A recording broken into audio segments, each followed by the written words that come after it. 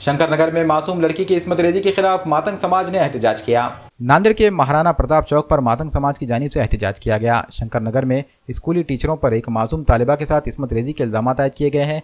मुलजिमीन को गिरफ्तार करने और सख्त कार्रवाई की मांग को लेकर मातंग समाज ने यह एहतजाज मुनज़्ज़म किया। निरागास बचाव कृति समिति ने यह एहतजाज मुनज़्ज़म किया। काय पडलेलं आहे की माणसाला उचलून नेणे आणि सामान्य माणसावर गुन्हे दाखल करणे हा प्रकार या ठिकाणी चालू झालेला आहे।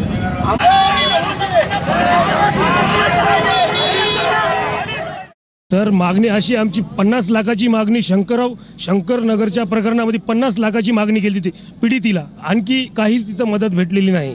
परत काल माळ टेकडीमध्ये जे झालं त्या पीडितांना समाज कल्याण मार्फत कमीत कमी त्यांना मदत झाली पाहिजे आणि तात्काळ तिथली शाळा बंद झाली पाहिजे।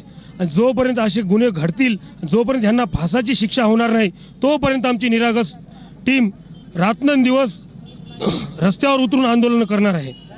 आणि ज्यांना कोणाला आमच्यावरती केसेस करायचे असतील त्या टाईमला आम्ही सगळेजण सगळ्यात पुढे राहू। निरागस टीम अर्ध्या रात्री तुमच्यासाठी आहे। जोपर्यंत असे गुन्हे घडतील तोपर्यंत आम्ही सदैव, आता आम्ही फक्त बोलून शांत आहोत, ह्याच्यानंतर आम्ही धोंडे लाकडं घेऊन रस्त्यावर उतरणार आहोत। त्यावेळेस मग गव्हर्नमेंट स्वतः जबाबदार राहणार आहे। गव्हर्नमेंटने स्वतः त्या गोष्टीची दक्षता घ्यावी।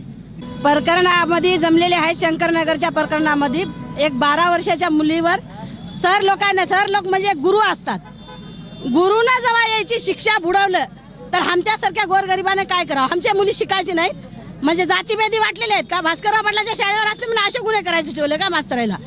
एक तर त्याला फाशी तात्काळ झाली पाहिजे, नाहीतर वेळोवेळ आता तरी पुरुष आहेत, पुढच्या वेळेला फाशी नाही होणार तर महिला उतरतील, त्यावेळेला खुद त्यांनाच गुन्हेगार राहतील, कोणाला मारतील आणि कोण मारतील ह्याचा जबाबदार खुद सरकार राहील।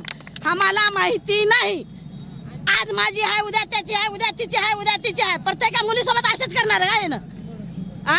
त्यांच्या मुलीसोबत जर असं झालं असलं तर गरीबाच्या घरी लेकरं नाहीत, मुलं नाहीत, रस्त्यावर उतरलेले मुलं नाहीत, अरे कराव कोण? असे जे लावारिस कचरा असतात त्यांना सुद्धा इज्जतीला मिळालं, हे तर गुरु आहे ना, त्याची इज्जत नाही।